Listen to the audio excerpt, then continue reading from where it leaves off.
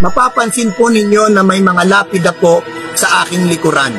At dito po sa mga lapidang ito ay nakasulat ang mga pangalan ng mga taong namatay na. At dito rin po sa lapidang ito ay nakasulat kung kailan sila ipinanganak at kung kailan po sila namatay. At inyo pong mapapansin sa mga lapidang ito na meron po mga namatay na nakaedad nyo ngayon. At ito po ay nagpapaalala sa atin na maaari po tayong mamatay sa edad po natin ngayon.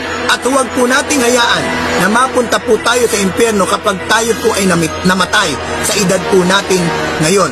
Sapagkat sa impyerno po, paparusahan ng tao araw at gabi magpakailanman sa isang apoy na hindi mamamatay.